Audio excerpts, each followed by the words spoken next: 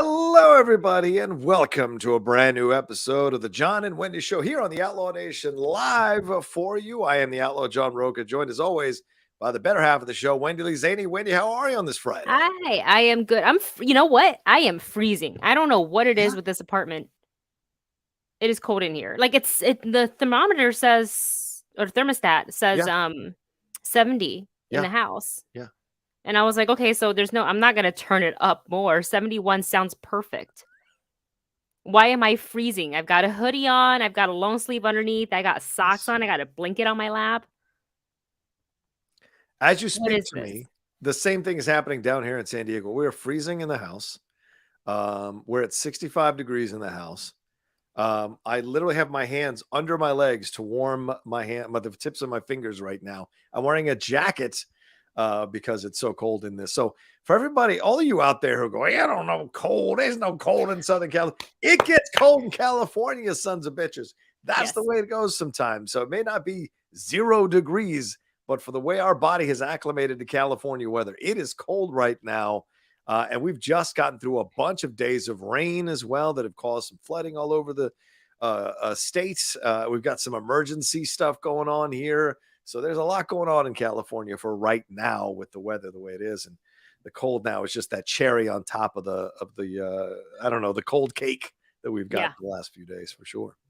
Actually, can we talk about that real quick? The Let's California do it. cold. It's our show. Let's do it. So, okay, good. So, I didn't think California cold was like a thing, right? Mm, Like, I just thought that this part is probably true. I yeah. grew up in Taiwan. It's a very tropical, Yeah. humid climate country. Yeah. Then I moved to Miami, Florida.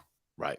Hot beaches. We have like 80, 90-degree weather normally for Christmas. Like the coldest it ever gets, it's like in southern Florida is like 60s. Yeah. Right. It's not very cold. So I was like, okay, I'm just like super acclimated to the warmer weather. But I am talking to friends who moved from like Buffalo, New York Yeah. this year to LA, and we're hanging out, we're outside, and she goes, "Gosh, this is cold." And I was like, "But it's 50, it's 52. It's only 52. You're used to like -12." Yeah. She's like, "No, this is." She went and bought a sweater. We were at where we were hanging out, and she's like, "I need to go get a hoodie."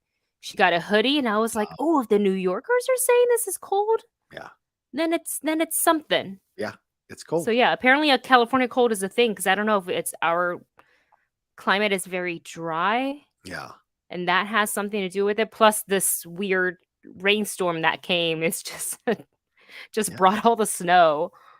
Plus, we're spread out, which is why we use cars all the time. We're spread out.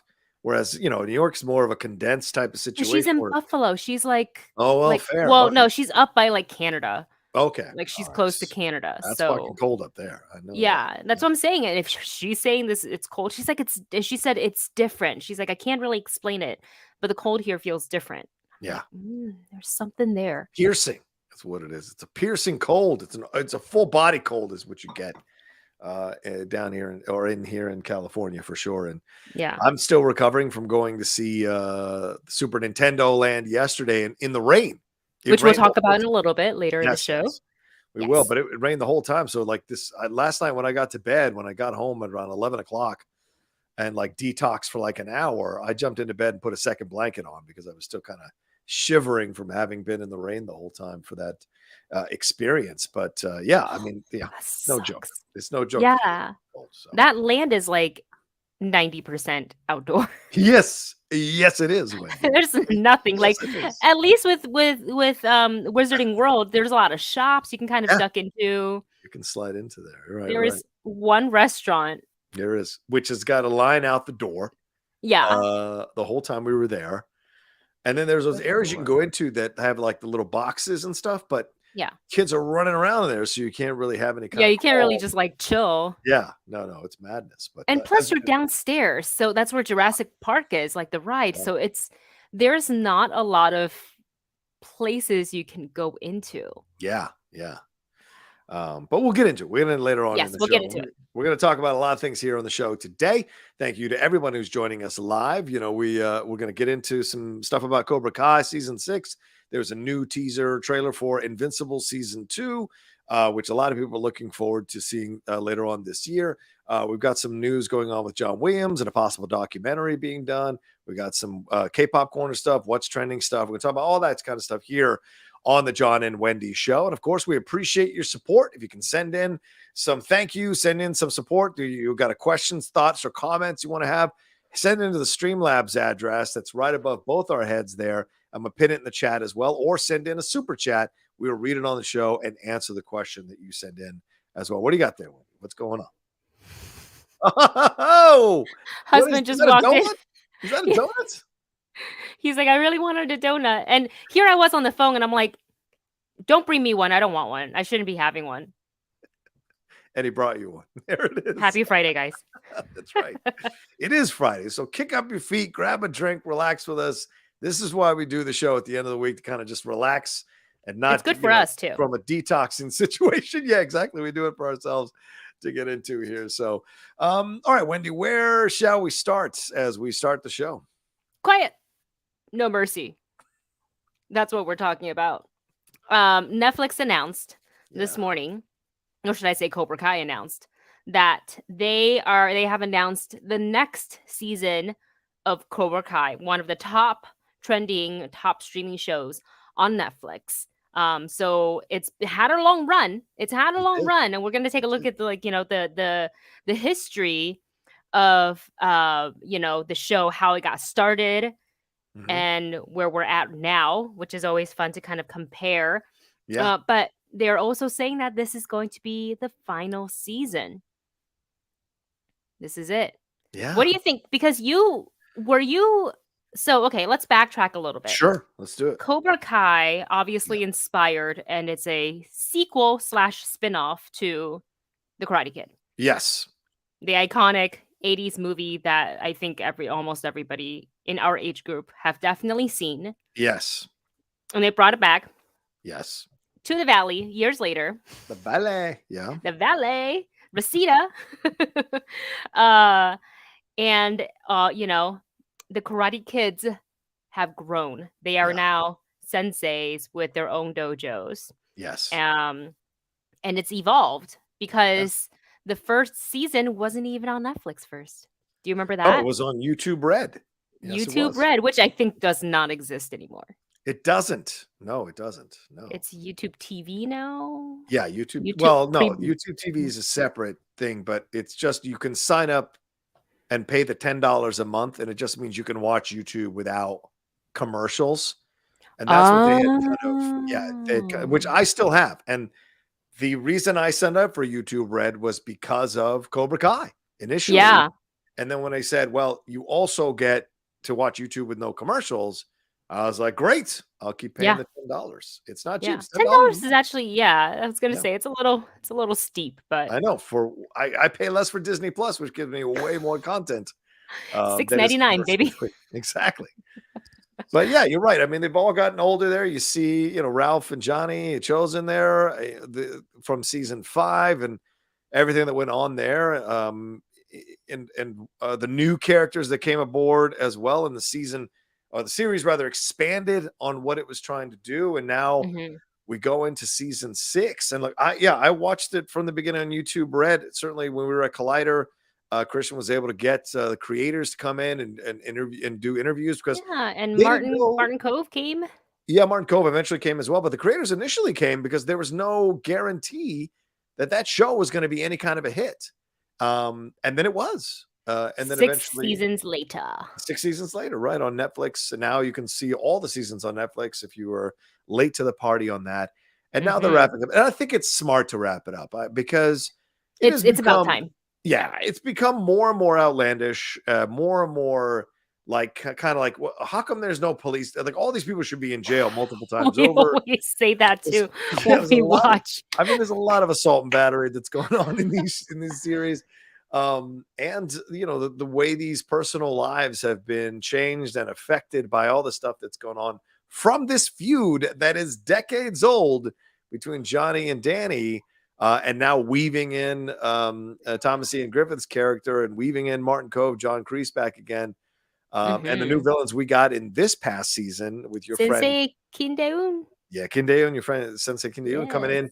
There was a lot. So now it's time to kind of wrap it up. And for me, the big question, first of all, I'm happy it's wrapping it up, and I get it. You want to go out on top. But the big question I have is, are we finally going to see Hilary Swank come back? Same question. Right? Be a part of season 6. Yes. I've been One enjoying her episode. on ABC Alaska Daily. I've been enjoying her new show. I know as of September, I think she's pregnant with twins. Oh. So I don't know if she's had the twins yet or not, but her most recent interview, I think, was on Kelly and Michael or whatever it is, or Kelly and whatever it is, Ryan. And she said no one from the show has ever reached out to her and asked her to be a part of the show. Hello. Yeah. And she says it's the number one question she gets. So she wanted to address it. And she said, no one has ever reached out to me. I bet they're saving her for season 6. I hope so. And I hope someone reaches out to her now. Do you know if they've started shooting? I don't think so. I don't think they started shooting season 6, but I would love to have her. What if she does the thing where, you know how like Marvel people and Star Wars people, when casting leaks and they ask, and she's like, I don't know. And they like Tatiana Maslany, for example, for She-Hulk. And they're like, oh, we don't know. They haven't even asked me. Right. And it's like, they already know. Like, what if that's just her being very coy? Yeah. Because NDAs and stuff. Yeah. Because Tatiana threatened to sue some of these newspapers, really? I remember correctly, for posting this stuff. Because she's like, I'm not attached to this. I'm not a part of this. And this is false, what you're saying. And, you're affecting my career by saying this stuff. So I don't know. It was weird. It was a weird. And that was believable. That was so believable because she's a damn good actor. She is. I mean, she was so argumentative about it. You were like, wow, maybe she's not a part of this. Like, she's angry. Yeah. Don't make her angry. But then you have Mark Ruffalo. Welcome to the family, cuz. Yeah. Fucking Ruffalo. Feels everything. She's probably text him, I had a thing going, Come on, guy. Get on board with me. Yeah, exactly. But I think it's good. I mean, look, as I said, it's run its course, and I think it'll be fun to see a season 6. Maybe we'll get everybody back, like Elizabeth Shue, a couple of the other ones. Showdown. Yeah, Danny's mom. All these things could come back and be a part of this. That could be really interesting, and maybe some Miyagi connections could roll on back here too, as we saw Chosen already, but maybe some other Miyagi connections could roll on back through this thing. If the Miyagi family clan comes out in full support, that would be really cool. Yeah. Agreed. Yeah. So.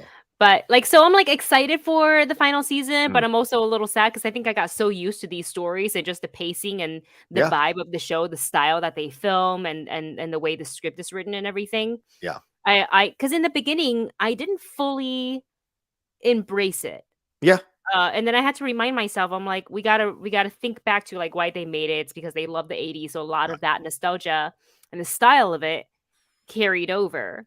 So it certainly may not be for everybody, but I eventually, once they moved to Netflix, and I started watching, I think it was for my birthday weekend, and season 3 was coming out, and I was like, everybody's talking about everybody in my circle was talking about Cobra Kai, how much they love it. It's so fun to watch, and I'm like, you know what? Fine, these are under 30-minute episodes. I will watch a couple.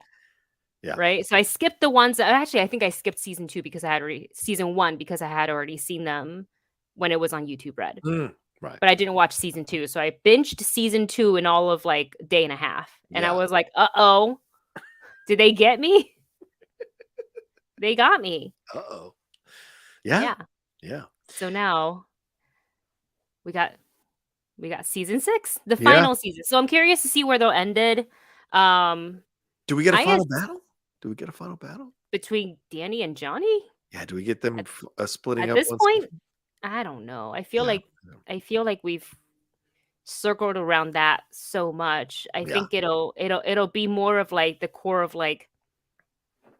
Cobra Kai. Yeah. The idea of Cobra Kai and the idea of Miyagi-Do. Yeah. I think that's the big battle. But obviously we'll need to see who's fighting who. Is it going to be the kids or is it going to be the senseis? Right. Because that's what I'm curious about. I feel like the kids are really a big highlight of the show. Mm-hmm.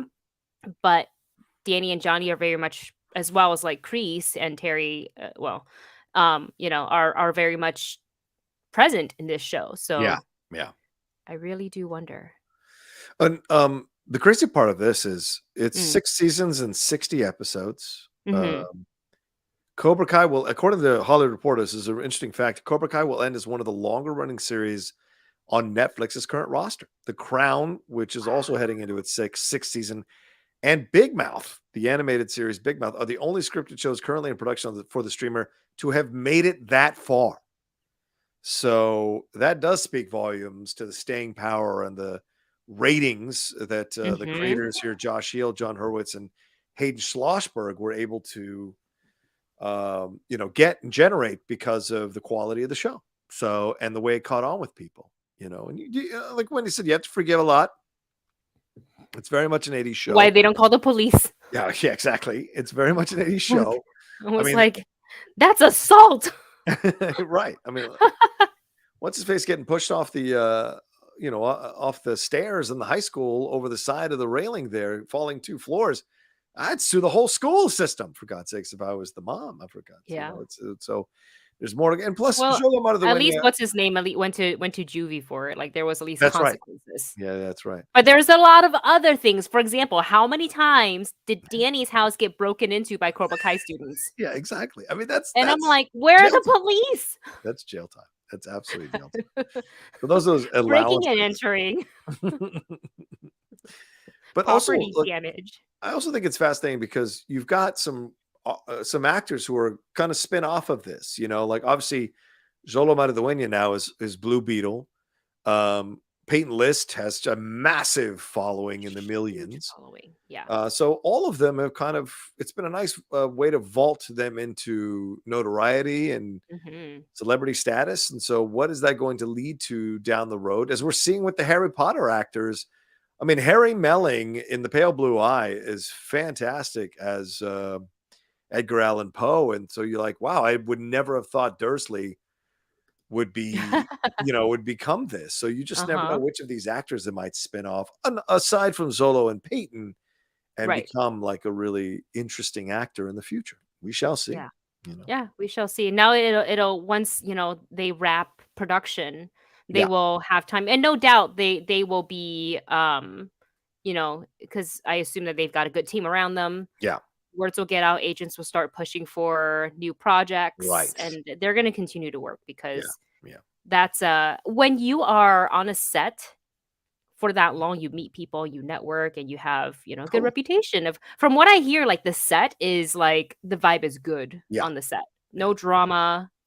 Everything is positive. And I'm like, I mean, I feel like that kind of lines up with the show. And I know there's like good guy, bad guy on the show, but you can tell they all get along. You can tell. Yeah, especially when they come out for interviews and stuff. They all look pretty chill with each other for sure. So yeah, so it's they a like shame hang to see out. it go, They like hang out together all the time. Yeah, exactly. But it's a shame to see it go, but at least 6 seasons. That's a great thing to accomplish for any series, for God's sakes, to get to 6 seasons. So, I mean, Community's kicking around a movie now because they crossed that 6 seasons mark. That's right. We're gonna get Cobra Kai the movie. Oh, but there is one, isn't there? That has nothing to do with the show. Wasn't there like going to be like a resurgence of the Karate Kid? Oh yeah, I think so. But the showrunners were like, we don't know about this one. Yeah. No connection. That's a great point, Wes. It's another part of this because they had announced that the movie was going to be its own thing and not connected to the series. Yeah. So that may be another reason why they're shutting it down after 6 seasons is because, well, the studios, they want to kind of focus on the movie and kind of reboot everything with the movie. Right. So we had our run, we did our 6 seasons, and now we're out of here. So that may be a reason as part of it too, for sure. Wow.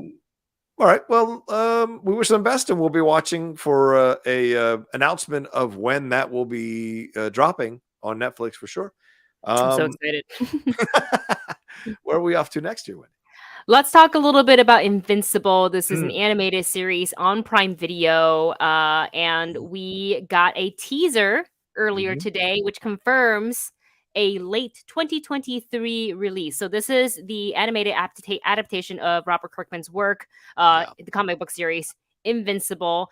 And I gotta say, I didn't know anything about Invincible before I even saw the series. And I tend to like animated stuff. So I was like, I'll give it a watch. Another new superhero stuff that's not strictly Marvel or DC specific. It doesn't have these quote unquote known superhero names, right? But I'm Right, like, right, yeah, right, right. love the cast, the voice cast. So I was like, let me check it out. And it Yeah, is so much more brutal than I expected. I love the storyline. I am super invested in the characters. yeah. And we knew it was successful because everybody was talking about it. And I think a lot of the times people are like, so when is season 2 coming? Like, when are we Mhm. finally getting it? Yeah, So it's been, I think it's been 2 years since it came yeah, out, right? So yeah, a season little 2 bit. is set to return later this year. Yeah. The intro of it all was really funny, having it be these two, sitting there having their conversation over a burger, and of course, they Mhm. were, integral parts obviously, a big part of what you were seeing here in this series with Mark Grayson there, and then Alan the Alien, who was so fun to see, Yes, I'm with glad he's Seth back. Rogen, yeah, voicing him over. But them having a conversation about, like, what's going on? Where have you been? It's been a bit. Alan the Alien did not find that planet he was looking for, and Mark Grayson there as Invincible. He goes in, and that's Stephen Yu is fantastic, and he goes on about all the work he's been doing, essentially as if he's an animator on the show and creator of the show Invincible, kind of a little Yeah. meta moment, and tells him he's spending thousands of hours doing that, and then finally Alan's like, enough already. I think it's bullshit. Tell Mhm. me when it's coming out, and so he Yeah. says later in July 2023. So I thought it was a really inventive way to do this. Cobra Kai's announcement was just a compilation of scenes from the past. This Mhm. was a 2.5 minute animated sequence that was very much dealing with announcing the show and when it's coming back. So I thought it was a really smart way to do this. Yeah. What I'm hoping is that obviously in our bubble, like you and I, we like nerdy stuff. We love superhero stuff. So, Yeah. as our viewers who are watching us right now, so I just really hope that, and I get it. It's quite adult. The graphic, Yes. it's Yes. very graphic, it's violent. Um, so it's not like a Saturday morning cartoon for kids. Right. But I really do hope more people are able to watch the show because I really do think the story is so cool and these Yeah. characters are awesome. Like just all of them. It's not even just Mark and like the crazy dynamic that is his family and who Yeah. he is. Yeah. There's so much more and like there's so many things that are reveals that are shocking as you try to figure out who is doing this, who's behind it all, and it's Right. his own father. Yeah. So, sorry for spoilers. So, yeah, super excited, and, when it comes out, we will definitely be covering it on the show. We'll give you guys, like, Yeah. weekly or, like, episodic reviews in, bite-sized chunks here on the show. But, yeah, we're excited to finally have at least an idea of when the show is going to be coming back out. Yeah, and it's renewed for 2 more seasons, which they announced before the season 1 finale. So Mhm. we've got this for the next couple of seasons. So I hope this is a good season because I really loved the first season. I loved how go for broke that film or the show actually was. And that brutal fight between him and his father. My God, they pulled no punches on that. And I like that Prime Video is becoming, slowly but surely this place for these R-rated or more mature themed animated shows. Yes. Yeah. With The Boys Diabolical. Mhm. Jeff and I reported yesterday on the hot mic that Matt Fraction and his partner, his wife there, have signed a deal with Prime Video or in talks to sign a deal with Prime Video. And they're going to bring their Sex Criminals graphic novel there and Bitch Planet, which is a great Cool. graphic novel that they will be doing there. And I'm not sure if it's going to be animated or live action, but either way, they're going to be working with Prime Video to bring those 2 projects there. So all of that is good. And I like the vibe of the fact that there's one place we can go to see much more mature animated superhero stuff and have fun Mhm. watch and know that it's going to be done with good quality, like Invincible Yeah. was. Yeah. Yeah. Absolutely. So, looking forward to that. Very, very, very exciting news. Yeah. Let's see here. Have we got any Streamlabs? I want to check real quick. Okay, no Streamlabs so far. Ladies and gentlemen, if you support the show, you believe in the show, you love the show, send us some support here with your questions, thoughts, and comments, either Super Chat or Streamlabs. We'd appreciate it. It's pinned in the chat now. It's right above Wendy and I's head there in the middle. It's in the description of the video as well. So, all right, Wendy, actually, let's take a quick break as we hit the half-hour mark, and we'll jump into our next story right after this. All right, Wendy, what are we discussing next? It was only this was inevitable. When I saw this, I was like, yes, this is absolutely the right person to be working on this. John Williams, iconic composer Yeah. of all things. Of all things, yes. There's going to be a documentary, a John Williams documentary. It is in the works from Steven Spielberg's Amblin TV. Of course. So this is I mean, out of all the filmmakers, I feel like Spielberg and Yeah. John Williams have worked together the most. I know John Williams is everywhere. He's worked with many, many filmmakers, but when you think Spielberg, you usually think, Yeah. Yeah. So it makes sense that his production company would be the one spearheading this project. So yeah, we're going to get a feature. What it sounds like, we're going to be getting a feature-length documentary about John Williams, and that makes sense. And I don't think anything's been done of this as of yet for John Williams. No. So this is going to be definitely one to watch, and I wonder if it's going to be like, if they keep it documentary, so they'll do interview segments and video footage and stuff like that from his earlier work to now, because it's so well documented, there's so much. Or will they switch up gear? Like, would you rather see more of a truer form of documentary? Would you like to see like a more dramatic version of it, kind of like an Elvis? Well, it's fascinating because if you look at the creators, and we should talk about the creators as well as we put this picture up here. It's going to be directed by Laurent Bouzereau, and I hope I'm saying that right. Bouzereau is a documentarian who did Five Came Back, which was a fantastic documentary. The Natalie Wood documentary, What Remains Behind, which was on HBO Max, I believe, and Mama's Boy, a story from our Americas. He has worked on a number of making of and behind the scene featurettes, producing hundreds of them, including for Spielberg movies. He's done this. So this feels like a very much in-house family type of approach to this documentary. So I think it's going to be very magical, very moving, very honest. I don't know if they'll address any kind of issues that may have popped up with John Williams and Steven Spielberg. I mean, Spielberg himself said, we haven't had an argument ever in the history of our friendship. And they've been together, I mean, 50 years in essence. Yeah. Not every year he's composing a score, but over 50 years he has composed numerous scores for Steven Spielberg. So I think this is going to be very much how can I say this? A thank you and a celebration and a tribute to John Williams. Because, I mean, he's 91. We're not going to have John he's Williams. retiring. Yeah, he's retiring. And after this Indiana Jones movie, he is. You know what? He should sit back. Like, I mean, really. Yeah. I remember seeing him. Were you at Star Wars Celebration? Yes. I was there in the room when it came out. It was incredible. Yeah. And like as he walked on stage, and I'm like, can somebody be there walking next to him just in case? He's precious. Protect him. Oh, Wendy. No matter what, he didn't need the help. He was fine. He was fine. But yeah, always protecting the elders. I respect that instinct, Wendy. That's a good thing. But yeah, I mean, so I think it's going to be fun. And look, we've got a Leonard Bernstein film, not documentary film, coming with Bradley Cooper. So I agree with you. This will be a great documentary, but I think down the road, we will have a John Williams biopic. That is absolutely possible. Yeah. In a few years, maybe. Yeah, in a few years. And we'll see who they cast as Steven Spielberg in all of this. Well, if it takes a while, then they can probably get the kid who played Sam in The Fableman. Yeah, just take him. Yeah, exactly. Yeah. Right. He'll age. He probably has aged already since he filmed The Fableman. Yeah. So, I mean, like, when I looked, I was like, wow. Yeah. Good casting. Yeah. Real good casting. And he's got 5 Academy Awards, 52 Oscar noms. He is the most nominated person still alive, and the second most nominated person in the history of the Oscars, behind Walt Disney. My gosh. That's a hell of a thing.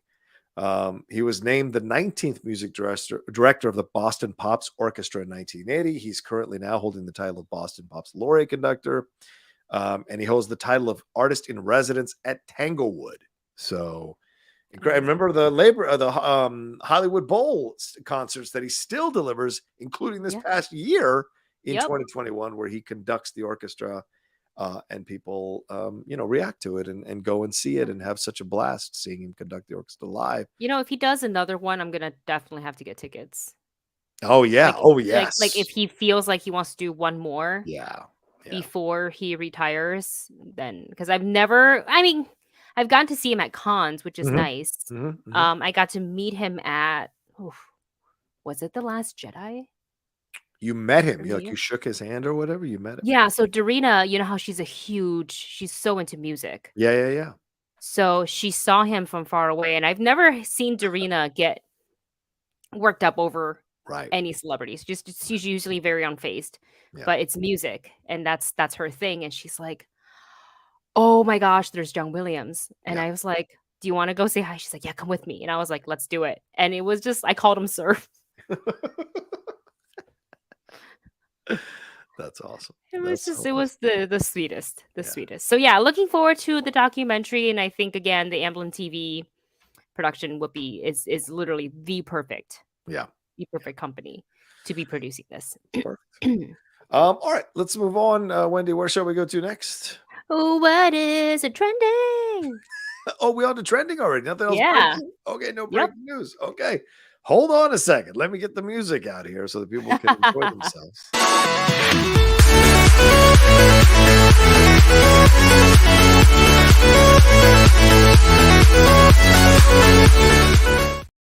That's what I'm doing the whole time. Yeah. All right, let's get into it, Wendy. What is trending?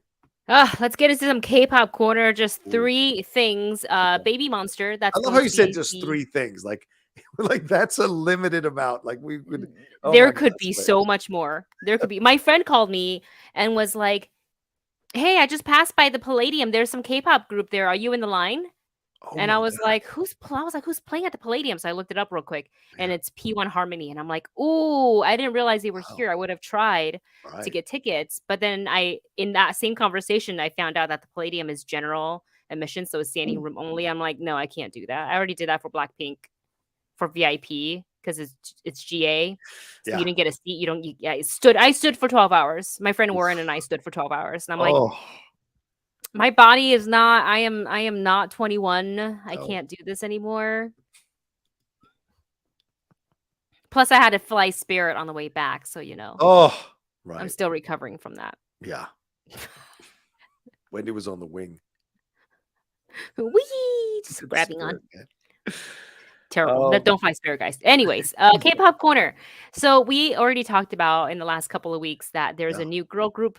Up and coming from YG Entertainment, the same entertainment company that houses Blackpink, Big Bang, 21, iKON, Winner, and etc. So this group is called Babymonster, which we had already talked about. It'll feature 7 members, and they've been doing little teases of videos featuring the girls. 2 solo videos have been revealed so far. One of Haram and the other one of Ion, which... By the way, if you haven't watched those, go ahead and watch them. The style of singing and the vibe in each video is so different. One has a lot of swag. She's standing up, she's singing and rapping. And the other one is more of kind of like acoustic vibe, chill. She's sitting down with the microphone. But the latest video is a dance video with the choreography from Lee Jung-lee, who is a well-known dancer.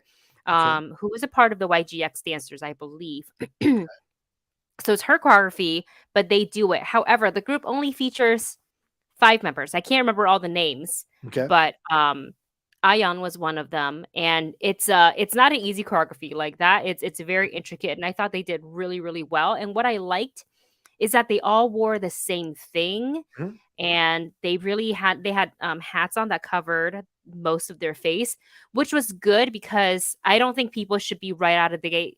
Sometimes people will start wanting to compare. This person is like this person. They look like this, and that's going to be my bias or whoever. Like, let's focus on the talent first. So I think the marketing's been really smart. Yeah. So far, everything's always in black and white. So I feel like they're trying to not feature specific members.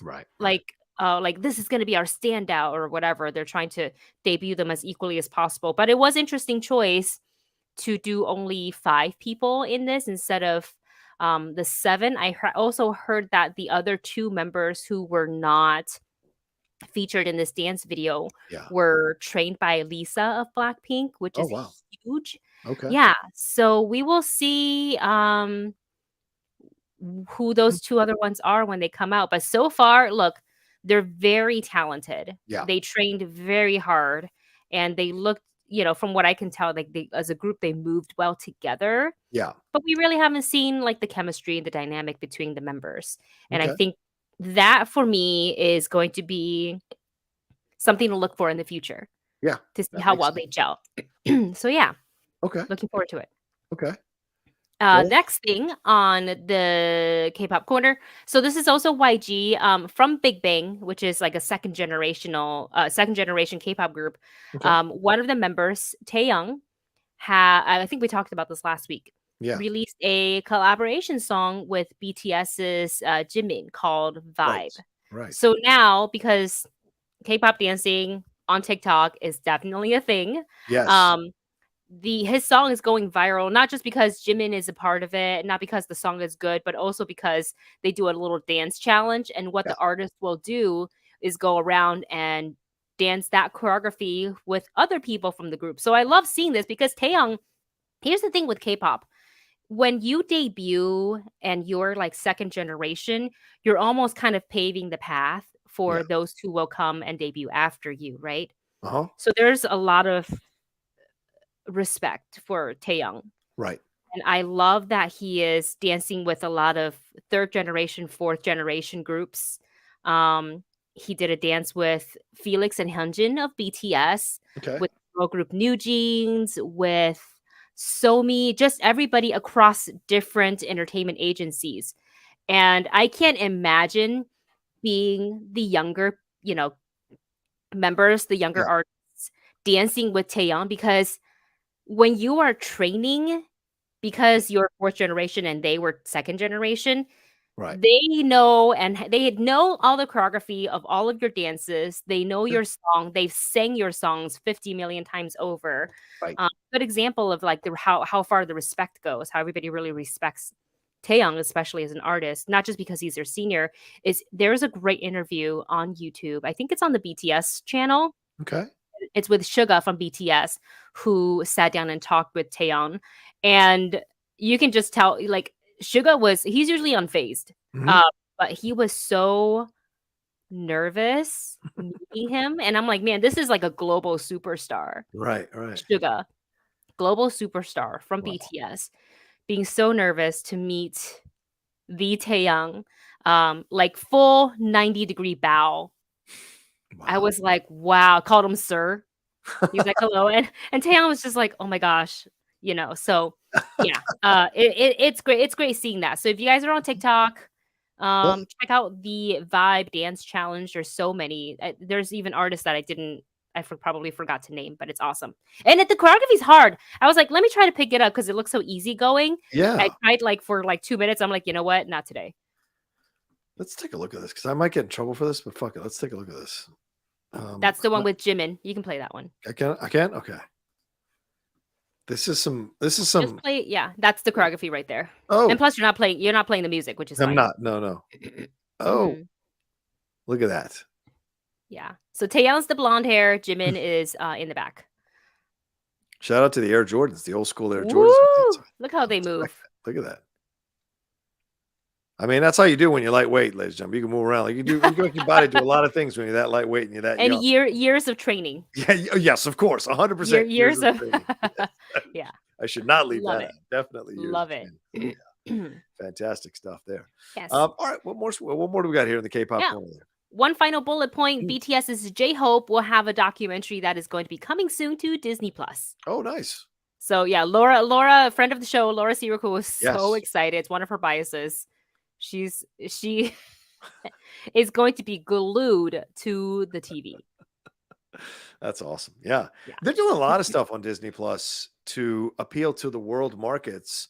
I think it's really fascinating. Right now I'm watching this documentary there. It's a 4-episode documentary called Chasing Waves.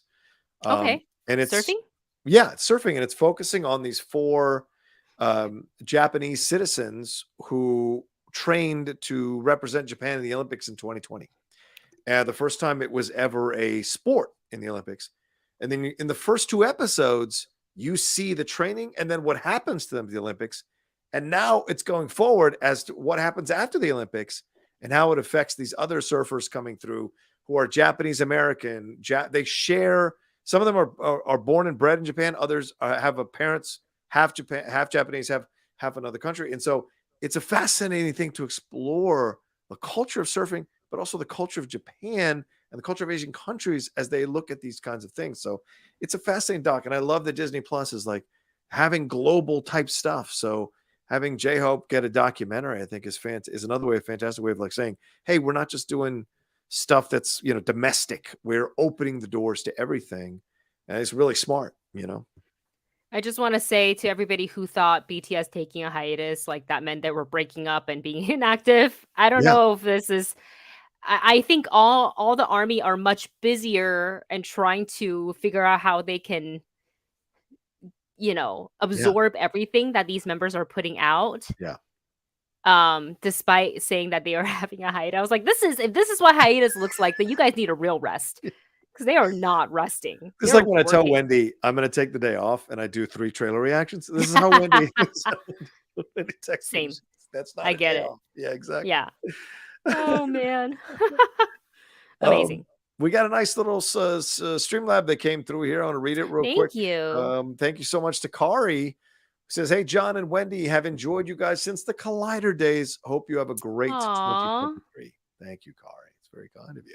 Amazing. Yeah, thanks for hanging with us and finding us. So much. Sure. Ambling Soul, good to see you. Telling me there's an interesting Netflix film about surfers going to Iceland to catch waves. I think it's called Under the Arctic Sky. All right, let me add that to my list. And yes, the 100-foot docuseries on HBO was that's a good one. Incredible, absolutely. Oh, there's a second season coming. Nice. Yeah. I love the surfer docs, Wendy. I'm a massive fan of. Doesn't it make you anxious when you watch? No, I'm more marveling at this because I would never do it. So I'm just true. Like, wow, it's incredible what these people are able to do and the way they're able to manipulate their boards to do the things that they're doing in those tunnels of waves. It's just phenomenal. Superhuman. Yes, absolutely. All right, what do we got next here, Wendy? And please keep the Streamlabs and Super Chats coming in, folks. We'd love to hear from you.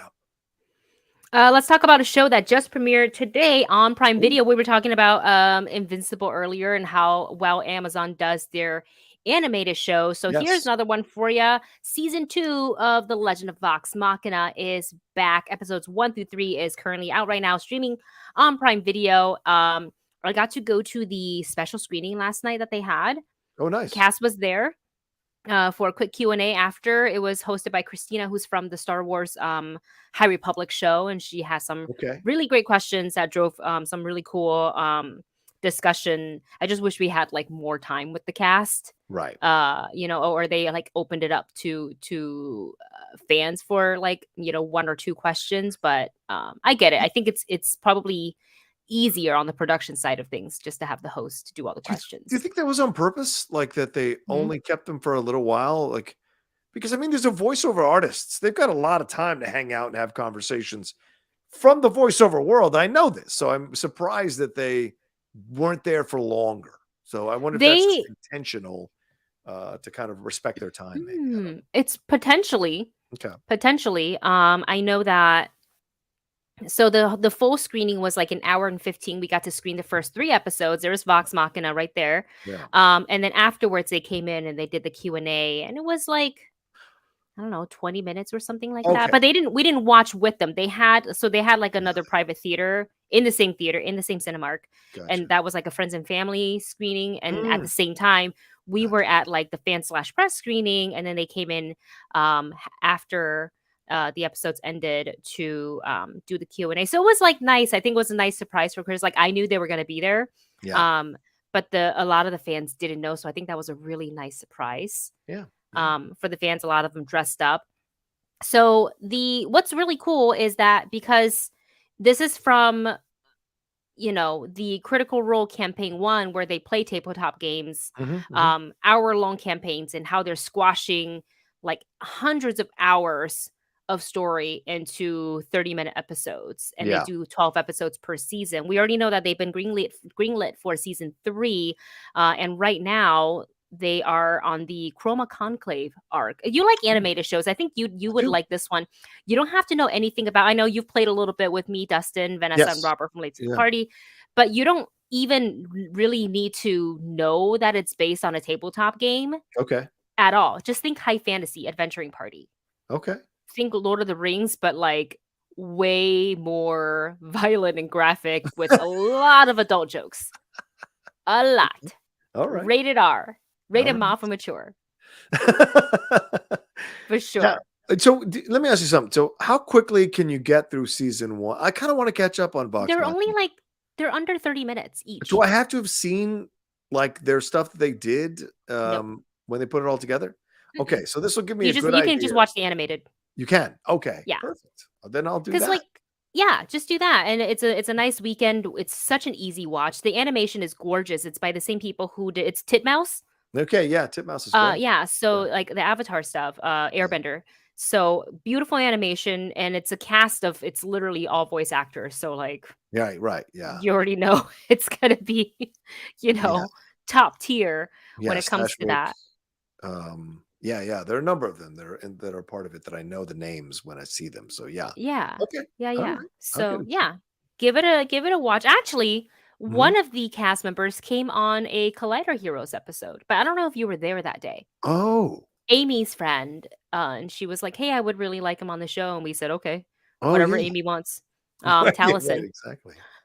yeah, Taliesin came on Oh, for an nice. episode of Heroes. I don't remember what we talked about that day, Right. but I he came don't to know the if I studio. remember being there for Yeah, that. Yeah, Taliesin Jaffe. Yeah, right. yeah, Yeah, yeah, Laura yeah. Bailey, Ashley Johnson, who was Yeah, everybody knows Ashley Johnson from The Last yeah. of Us. Yeah, Laura exactly. Bailey as well from The Last of Us. Right. But I know Ashley from on camera. Oh, Blind Spot, No, something before that. What was the she in? 'Cause Avengers movie. I know yes, that's it, where she played the waitress. Right, exactly, Yes, in the Avengers movie. And yeah. then she did that She's been in Shakespeare some Joss stuff too. Yeah, because she did that Shakespeare film that Joss directed. I can't remember what the name of that one was. But yeah, Travis Willingham is the guy. I interviewed Travis with Yuri when we were doing our podcast. Oh, Yuri's like friends with. You know, I'm surprised I didn't see Yuri yesterday, but they were Yeah. also like seated in a different theater, so I Yeah, didn't I haven't bother s- asking if he was there. I haven't seen or heard from Yuri in a bit. I wonder if he's just gone underground for a little bit. You know what? I might text him today and check He's in. been busy. I know he's always busy, son of a bitch. I love him to death for that. And Greg Griffin, of course, who's fantastic. Yes. She's such a good actress. Yes. So yeah, all right, fine. I'll watch it. Fine. I'll Watch it. You'll get super invested. Just know, you're fine with like those, adult themed Of course. I love the adult jokes. stuff. Yeah, Yes. it's there. They don't shy away from it at all. Yeah. All right. Mus Hussein says, "Hi, John and Wendy. Great show. Would love to hear your thoughts on a Heat 2 prequel. I would love to see Oscar Isaac as Pacino's Hannah and John Bernthal as De Niro's Macaulay as their younger selves." I don't know what you want me to say. You just cast the show. It's fantastic. It's a great idea. What do you here are my thoughts. I would love to see a Heat 2 prequel because I do like the Michael Mann movie, but I do think there are spots where it's a little uneven. So if you can kind of work out those spots so that you do deliver a better prequel than the original Heat, which is damn good. I'm not going to say that. That's not. And then you recast in this way where you bring Oscar Isaac's feel and vibe as Hannah and John Bernthal as Macaulay. I mean, I'm 100% down with this idea. So I'd love it. Who is going to direct it though, Mus? Who are you going to bring in? Because it's not going to be Michael Mann. Who are you going to bring in that's going to have that vibe and feel of the Michael Mann film as he does the prequel, as they do the prequel? Could be male or female, obviously. So I'd be curious. But yes, I would love to see Heat 2. I have the book. Jeff made me get the book. I still haven't read it. I've got to dive into it and read it.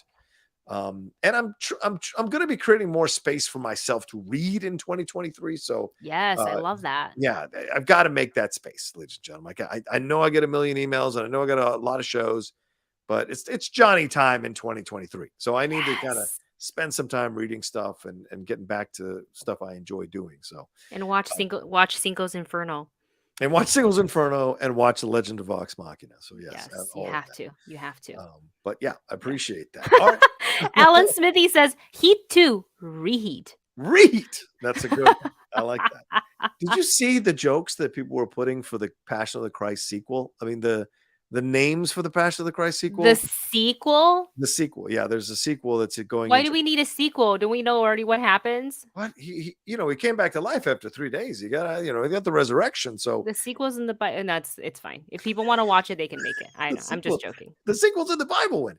But yeah, I mean, it's going to be 24 hours the 24 hours after he came after kind of rose from the dead. So it's going to be following Jesus for 24 hours. So a lot of people had some funny names for that. What are some that of them? Do you sequel to remember? Passion. Oh God, I'd have to look it up. But give me a second to look it up here. We've got Yeah, another I'm Streamlab that came curious. through. Go ahead. Yeah. So Malcolm, hey, all, I was wondering if you ever still feel the itch to audition for voice acting and roles these days, or are you satisfied with it being in the past?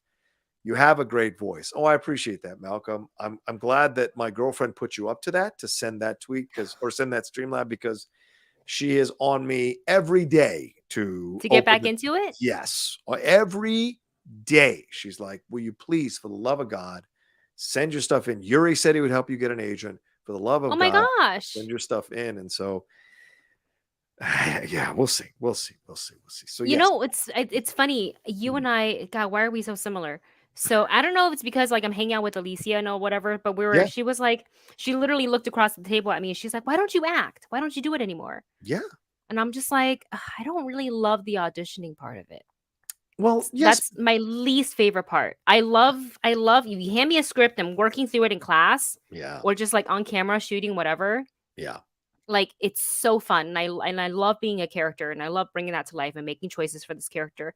yeah, But there's some mental thing for me. It's like a block yes, when it comes to audition that feels less genuine for me. yeah, yeah. You know what I'm saying?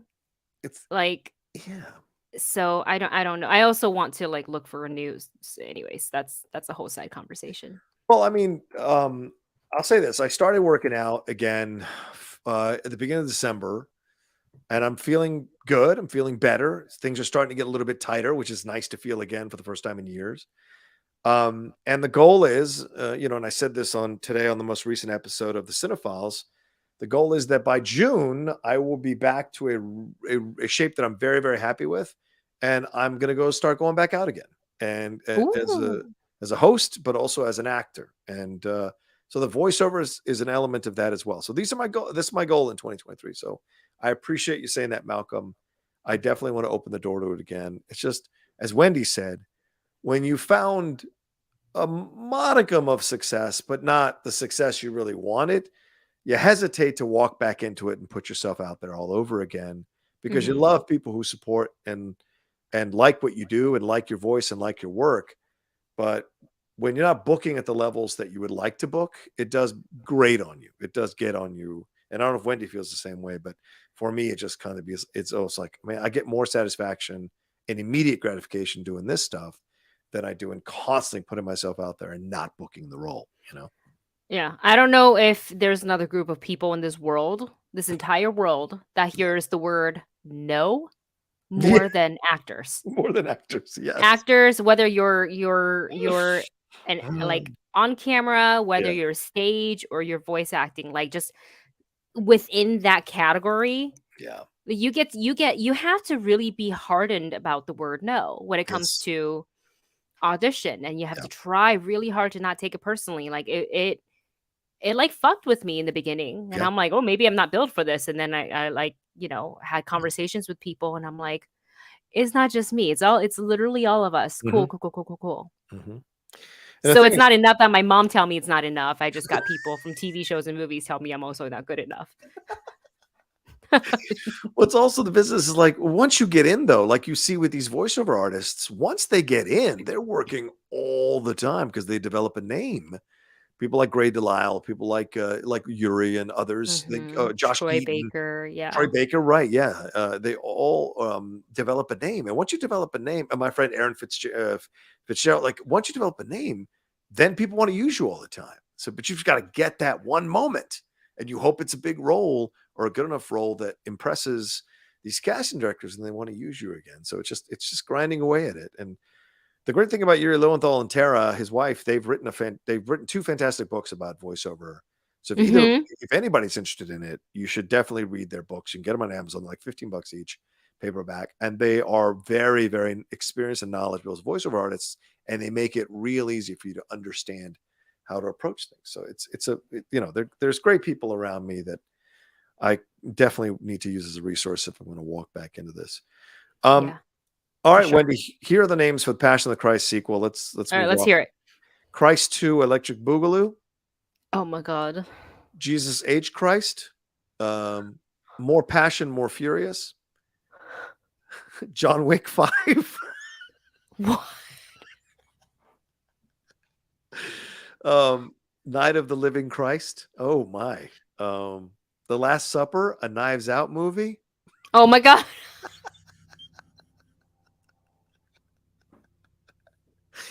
That's a good one. The Godfather, but for real. What would Jesus do? I kind of like that one, but that sounds too modern for this is gonna if it's gonna be the sequel of Passion of the Christ. It is a little bit too modern. Yeah. And Passion of the Christ 2, kicking ass and taking names. So there you go. I like these. Wow. I like these. Is that in production, in development, Yeah. pre-production? Yeah. So it's supposed to start shooting in a couple of months. And Mel Gibson is directing it. So Bellucci's in it. Monica Bellucci. Monica, I don't know if she's coming back as Mary Magdalene. I know Caviezel's coming back. I don't Yeah, think he's it's coming going to back. be a big hit. But isn't it supposed to be like right? It's picking up from where it left off. Right, where he was It's crucified. been so many years. I know. He's okay. It's fine. For the people who want to see it, it's going to be great. Yes, I agree. Gonna be great. And I'm a Christian. I'm, I believe in God. I believe in Jesus Christ. So for me, I can joke about it because it's, there's a way to be, I think God appreciates humor. He gave us humor. So it's okay to make jokes about the names for these things. But yeah, you can still, I think it's a lot of fun to take the piss out of some things. So the Knives Out one is the best one. I agree, Malcolm. Yeah, watch Ryan Johnson's like, oh, the clues are going to be hidden inside the photo of the Last Supper. Oh, yeah, right. Exactly. That sounds like Da Vinci Code. Well, Jesus came back from the dead. Okay, Mr. Blunt. All right. Yeah. That's a good Benoit. Being crucified adds some years. Yeah, you're right. We'll see what happens. Because when that film was made, Caviezel was on the come up. He was a person who people wanted to put in films. It's been a while since then. He's kind of gone off the deep end a little bit with some of his stuff in his personal life. So, and Gibson, he's at his thing. So, will this be the same kind of success like the first Passion of the Christ was? I don't know, but you know what? Finish it out if you can do it. Didn't that first one do like really well? Oh yeah, it was like it insane. did really well. I think it made $1 billion. Like I think I saw it in theaters. You didn't even know you were in the theater, and you're like, "Wait, what?" Yeah, that came out in 2004. Wendy, you want to feel old? It made $612 million, and it was made for 30. So do those numbers. That's a lot of money. So I'm sure there's so many people that's so happy with that number. That's great. Oh yeah. They definitely made a profit. We have a super chat from Mumra. Okay. Mumra writes, excited to see the conclusion of Cobra Kai season 6. I hope to see Hilary Swank in season 6 and hope for a young Miyagi prequel spin-off series next. That'd be interesting. Oh yeah. We definitely, we talked about this earlier. Yeah. Huh? That's a good idea. Young Miyagi prequel. Right. That'd be cool. That'd be granddaughter. Granddaughter. Right. Well, wasn't he like were his parents taken in the concentration camps in America, in Japan?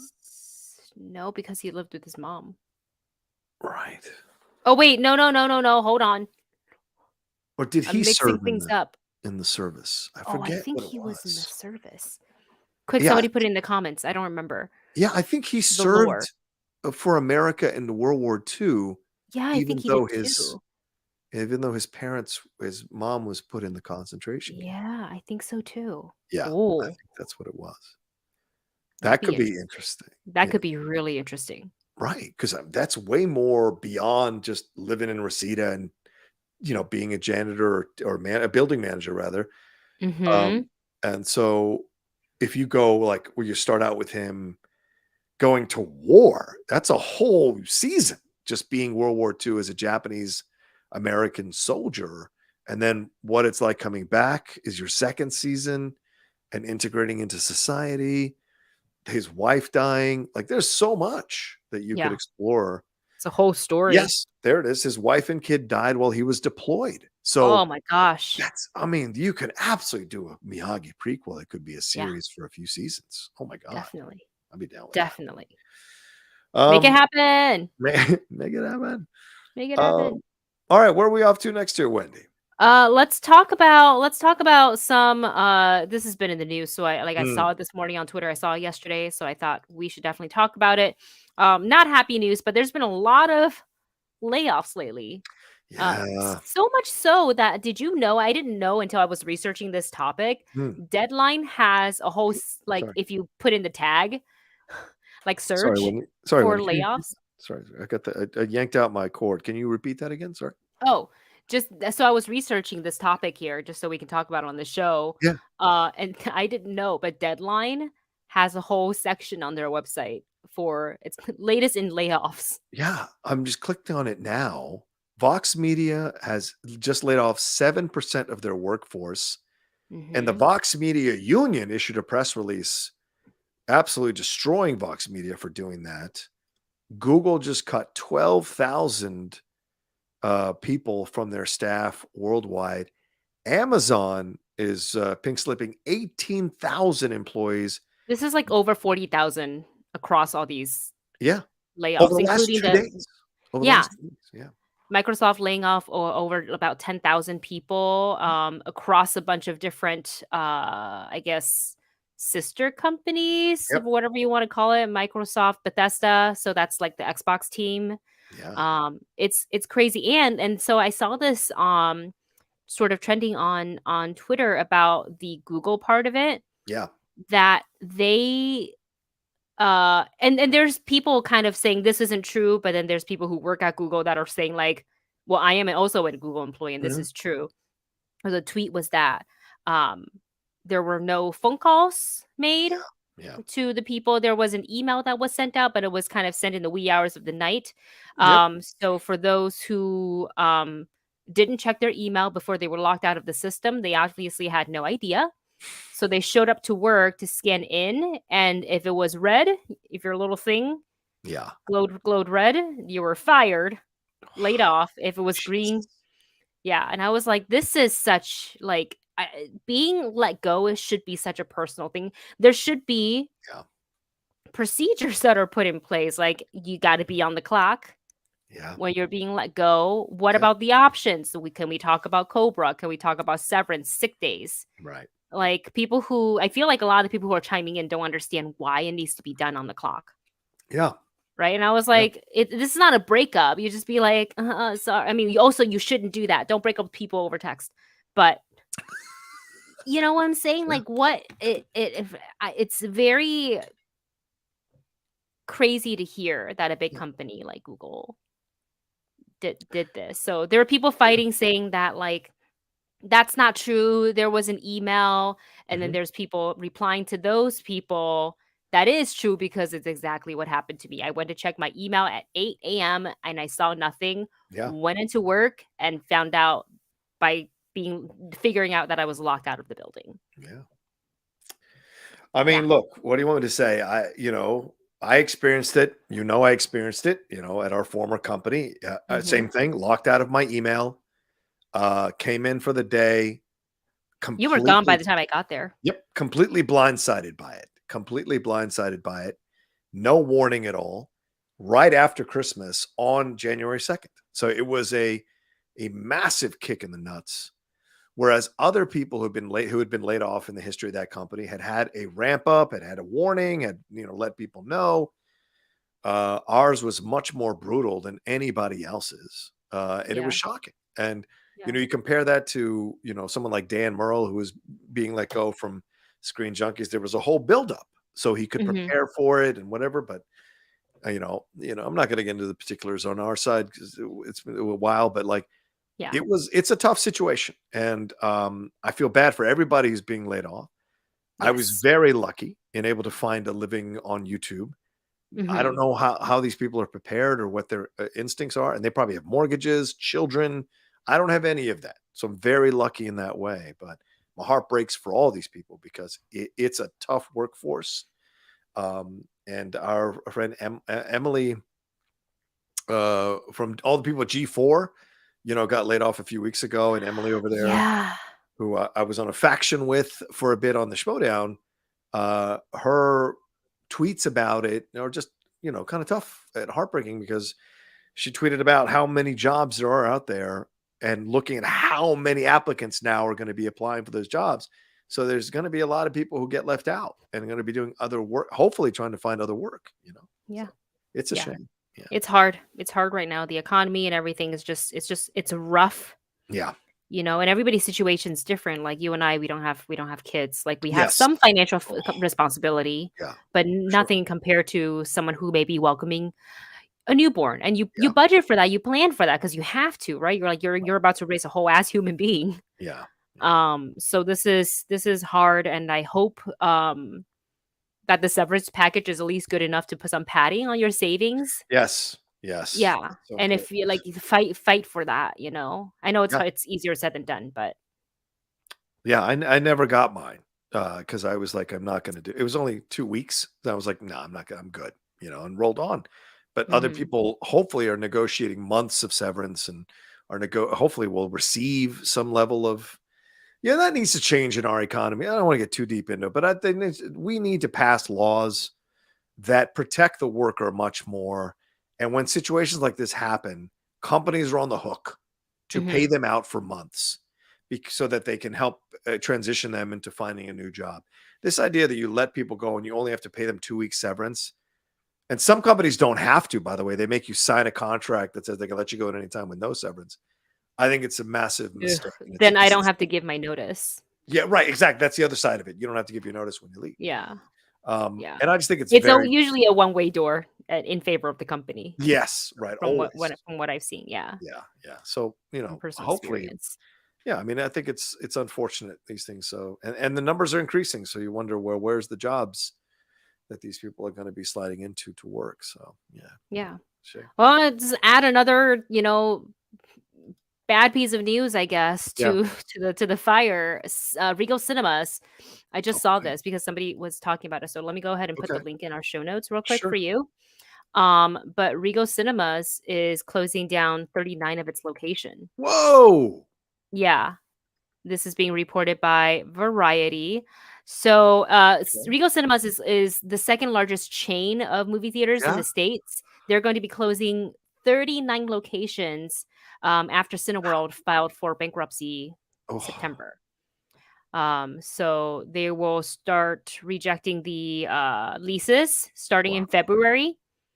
And just because, I think it's probably is hard recovering from Yeah. the shutdown, Yeah. The shutdown. in 2020 and well into 2021. Mm. Even though if this year really feels like, end of last year and this year feels like we're more back, there's still tons of people who are still super hesitant Yes. to go into the theaters, which is totally understandable. Yeah. And also people taking comfort of like, oh, I don't have to leave the house. Right. Okay, I won't do it. So Yeah. yeah, they have Cineworld operates about 747 locations Hmm. in Hmm. 10 countries, but they're closing 39 in the States, which is a lot. There's a lot that are Yeah. closing of quite a few in California. The one in Sherman Oaks Yep. Galleria, Hmm. that's going to be closed. I don't see one near you that is being No, closed, but I also don't know if there's a Regal near you. there is. There's one in Mira Mesa that's close to me. Ah. It has an IMAX and a 3D theater, and a Screen X theater, but I don't see it here Ooh. on the list. No, So I so guess maybe that's that's good. yeah, but Costa Mesa, Mhm. and Escondido. So that's kind of surprising as well. Yeah. That one's a little farther out, the Escondido one. So Yeah. But yeah, it's a shame to see so many of these shutting down because I know Regal was the one that was fighting really hard to stay alive. AMC had gotten a lot of the press, but Yes. Regal was the one that was trying to kind of fight to stay alive and push and through the whole pandemic. But yeah, it's sad Hmm. to see that because the last thing we need is less theaters in the world. You know? I know it makes me a little worried for, like not just because what we do, but Yeah. just as a fan who loves movies and the movie theater experience. Like Hmm. you can have the sickest setup at home, but it Yeah. it doesn't it doesn't compare sometimes Yeah. to watching it with an audience. Like think of that Spider-Man No Way Home moment, Yeah. with the Right. portals, and you watch that at home and it's gonna be epic, it's gonna be great, and sure you Yeah. can invite friends over, but like the whole theater cheering, standing up, and Yeah. it's Yeah. it's nothing beats that. So that makes Well, me I sad. know. And I don't know what they're gonna do with those theaters. So does AMC or like Cinemark or what other theaters are out there? Um, Swoop in and like take over those places? maybe, or they stand there as just like they convert it to something else down the Wow. road, which is which would be an utter shame, Yeah. because that's and I find it so ironic because we hear directors all the time scolding, people like movies are back. You need to go to theaters. Respect theaters, and it's like, well, okay, but look at all Mhm. these theaters we're closing Mhm. because we can't keep them afloat because people aren't going to the movies. And so, what are you doing to help that besides making movies? What else are Mhm. you doing? Are you Mhm. contributing? Are you offering to set up funds? Are you doing special things to raise money to have these theaters stay alive? Because I'm cool if you want to throw your opinion out there that we should all go back to the movies. But if these movie theaters are closing because people aren't going back, because there's not the movies to bring them back, but also because they had to suffer through the whole pandemic, I Yeah. think you got to put some money up here and help this all happen rather than crowing. And look, James Cameron, you just made $2 billion. I think you can slide that to some of these theaters to keep them open who are going to be screening your movie. So I think it's a bit short term thinking or kind of blinders thinking when you're just telling people go back to the movies, and it's like, well, And it's more than just go back to the movies. yeah, You go back to the movies, you say you watch whatever movie is coming out this weekend, right, right? right, You think, "Okay, I buy a ticket, butts and seats, great." The movie yeah, theater doesn't get that opening weekend. right. You Good gotta get points. concession. That's where Yes, it is, and sometimes people don't want to yeah, because you got a family of 5 and yes, all the kids want something different. yep, What do you? exactly. Movie theater food isn't I love me a good movie theater food. I had pretzel bites yesterday from Cinemark. It's delicious. But, Yeah, it's not always affordable. It's not no, always affordable to everybody. exactly. So you can't require people to buy concessions. So we do buy when we can. Yes. But there's times where I'm just like, I just ate. I'm not buying I'm not buying popcorn, so yeah. And as many how can I say this? As many screenings as we get, we're fortunate to get. You can't Yeah. buy at every screening you go to, or else you're essentially You have paying no money. a ticket anyway. Yeah, Yeah, exactly. exactly. So yeah, I mean, you hope this kind of works out in a way that helps that gets people to wake up about how these theaters need to be saved because this community wants to it wants to promote movies being seen in movie theaters where you've got to keep movie theaters open in order to be able to do that. And if you Mhm. can't, then what are we talking about here? So Yeah, it's a shame. exactly. Yeah, Um, so all right. support theaters if you can, if you got the money for it. Yeah. If not, then just maybe tweet out some stuff. I don't know, Yeah. use social media as a voice to just if you feel safe, if you feel like it. We're not Exactly. telling you you have to, but encourage people to go to the theater if they're able to. I guess some people don't they can't handle it right now with the Yeah. pandemic Yeah. still going. Um, Yeah. but yeah. Regardless of what they're telling you, the pandemic is still going. Yes.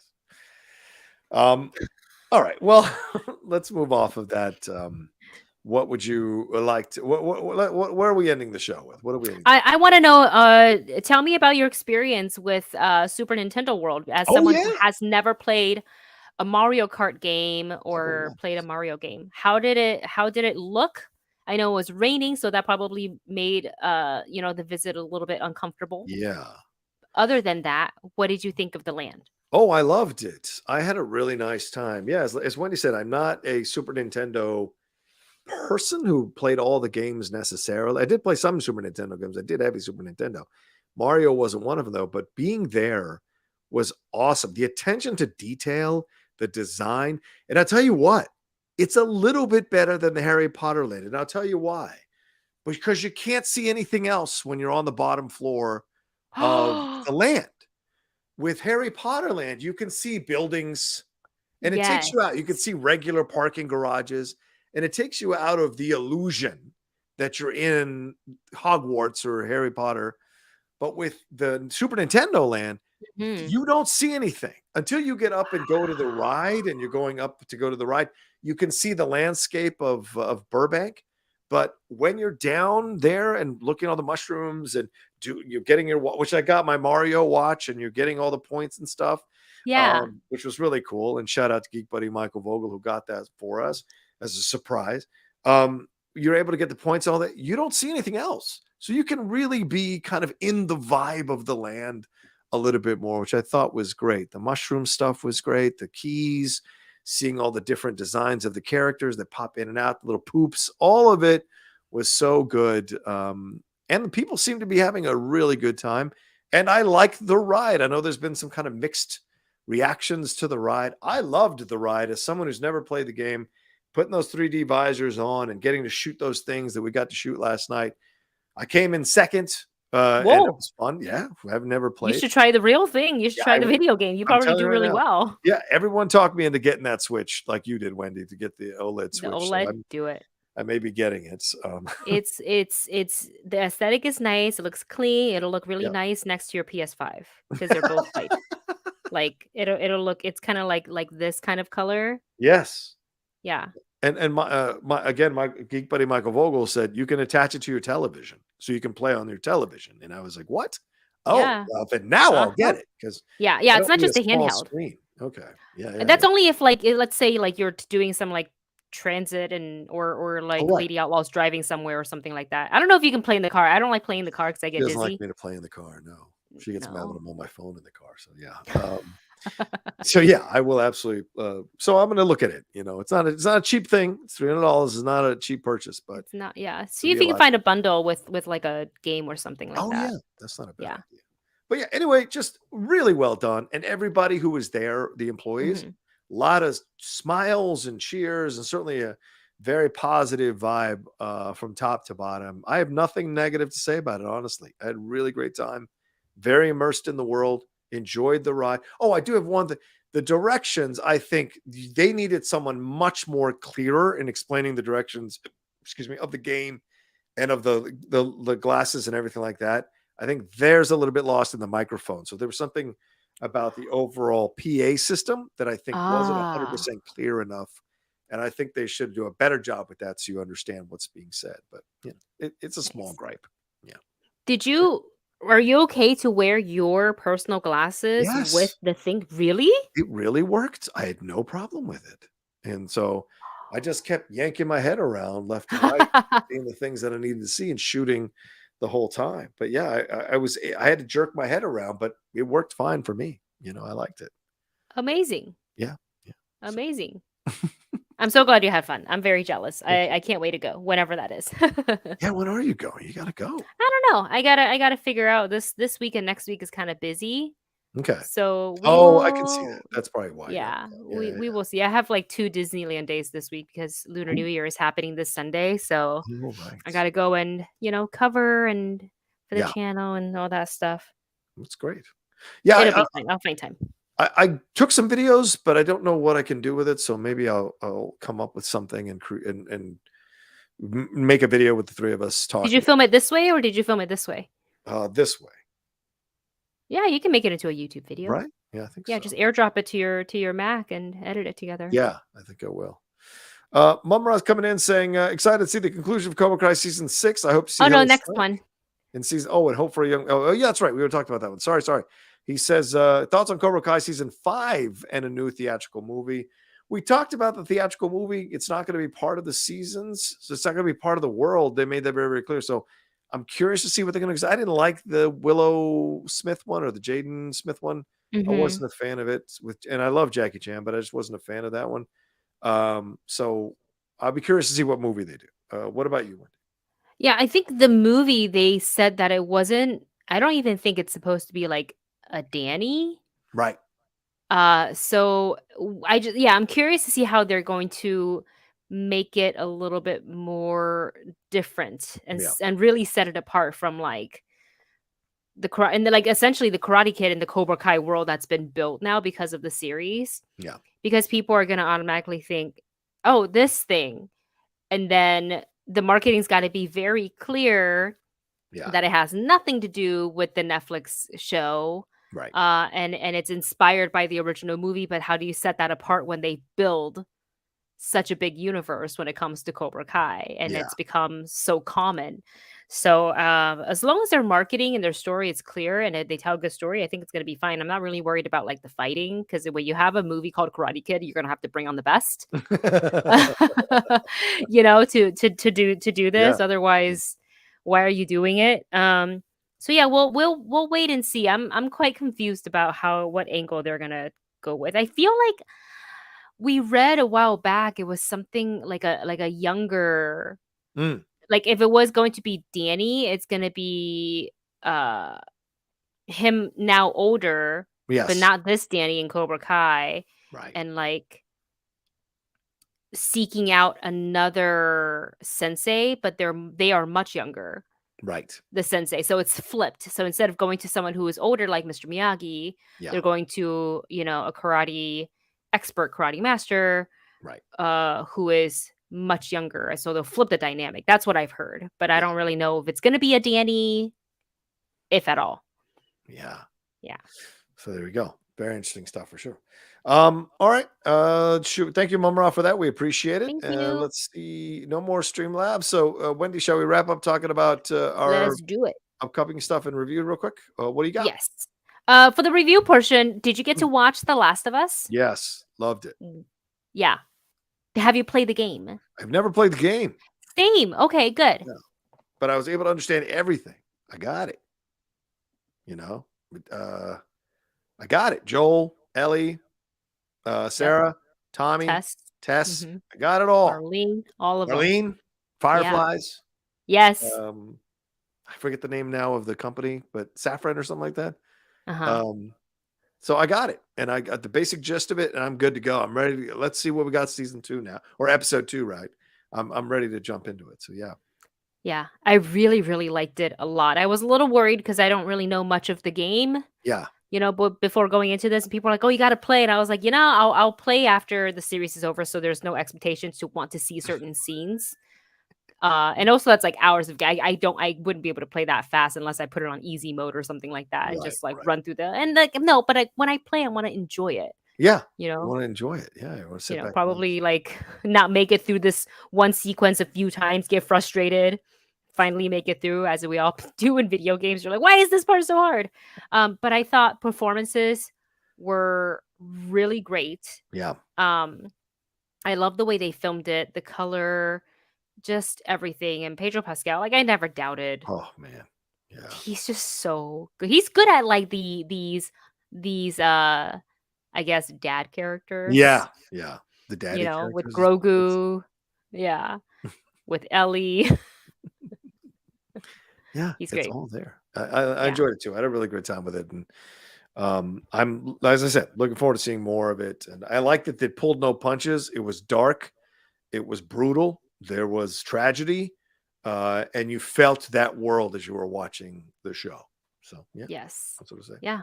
No, it's great. I can't wait for the next episode, which will be out this weekend. So I literally have like not enough time to finish editing the first one because it's an hour and a half. Yeah. Yeah. Really long. Really long. From what I understand, they mushed 2 episodes together. Yes. That's why it's a 9-episode series, because they mushed 1 and 2 together. I think it's smart because, and this is, I think somebody told me that they said this on the podcast or maybe the official after show or Okay. something like that. But initially, episode 1 would have ended where, how they were disposing of in the fire Yes. after everything, and Yeah. with the kid Yes. who tested positive for so it would have ended there. Hmm. And I think the decision was, let's not end it there because that's like hella depressing. Right. Right. Because That you was- already saw him lose Sarah, and then he has to, a little bit more hardened now, this Joel after everything, but Yeah. having to do this and ending that on episode 1 and without an introduction of Ellie in its Yeah. first episode, I think this was like if that's true, that's a really, really good decision. Yeah. Yeah. Yeah. Yeah. No doubt. Oh no, MK says the rumored runtime for the 3rd episode has been 80 minutes as well. What? Good God. Wow. Do we know people who've got the 3rd one? The fan in me is so happy about this. The Yeah. the editor in me is not at all thrilled. I have to split it up into 2 parts. You do. You do. That's going to be like a 45-minute video. Nobody's going to click on that. Part 1, part 2. Poor Wendy. I still have to finish editing Vox Machina first. Oh, that's right. That's right. Yeah, episode 2 and episode 3. What else have we got here? What else? Anything else you're reviewing? Anything else you want to make people aware of that's coming out or that's out? I mean, aside from Vox Machina, Mm. stream it. It's really, really great. Don't let the tabletop gaming aspect of it like scare you off. You literally do not need to even know anything about it. You just Yeah. have to love animation and like high fantasy stuff, magic, Yeah. dungeon crawling kind of stuff, like adult jokes, violence. If you're cool with it, if you can watch Invincible, you can watch this, There you go. even though they're totally different. So yeah. There you go. For me, it's Night Court. Came out a couple of days ago. So if you guys are fans of Night Court, give it a shot. The 2nd episode's better than the 1st episode. The 1st episode is rough. I'm hoping I can see the bones of it, and I'm hoping it'll find its rhythm again, or it finds rhythm rather, and people enjoy it maybe as much as, or at least 3/4 as much as they did the original, because you don't have the same actors there. You don't have the same. Doesn't feel like the same magic.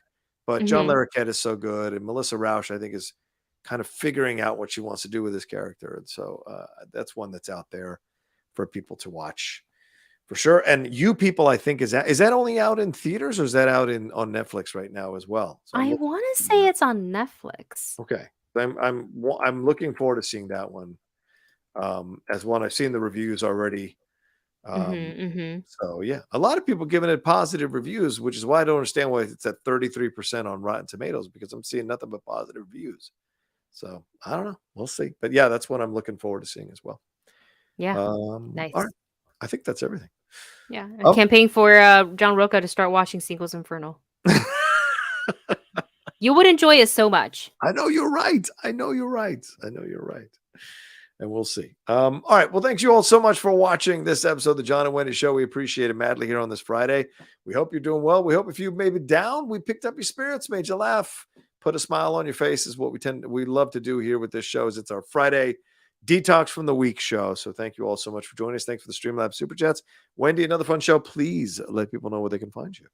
Thank you for having me on. Always a pleasure chatting with you. It doesn't even feel like we're doing a show. I feel like we're just talking. No, we're just chatting and people just a Zoom conversation. You can find me obviously at the Movie Couple doing all the things. We've got some new videos up. Episode 1 for season 2 of the Legend of Vox Machina. The reaction and review for that is up, as well as the review for movies like Missing and The Bad Batch. And more. If you're a theme park person, if you enjoy theme parks, I'll be going to Disneyland on Sunday to cover the Lunar New Year stuff. So there will be a park vlog very soon. So yeah, subscribe. You can follow me on Instagram, Twitter, all at the same which is just Wendy Lee Zaney, my name. Yeah. As for me, you can follow me at The Rook Says on Twitter, Instagram, and TikTok. As you see down there, the Outlaw Nation on Twitch. Please remember, subscribe down below. Some of you catch the show a little bit later. Are you subscribers? I'd appreciate you all subscribing and hitting that bell button. I put out this crazy goal to get to 25,000 subscribers by the end of the year, and I am determined to do that. January is a little slow because not a lot of stuff's coming out, but I am really focusing on making that happen here over the next 11 and a half months. So help me do that if you haven't subscribed to the channel, and do that now. A lot of great content for you all to enjoy. And my podcast, The Cinephiles, we're up with our part 2 of Ferris Bueller's Day Off, finishing off that conversation. Our Quentin Tarantino season of Quentin Tarantino is coming here in a couple of weeks. The Top 10 show is out now, and so is the Hot Mic with Jeff Snyder and I, and the Geek Buddies. We had 3 episodes this week, so go and catch up on all of that as well. And as for me, come and find me on the Game Time Sports channel this weekend. I'll be doing a watch along with the 2 playoff games on Sunday there, and 3 p.m. tomorrow on the Strong Style channel, doing the pro wrestling show there as well, with Jay Washington stepping in and joining me and Chris Burns. All right, you guys are the greatest. I'll talk to you. We'll talk to you next time with another brand new episode of the John and Wendy Show. Have a great weekend. Peace. Bye, everybody.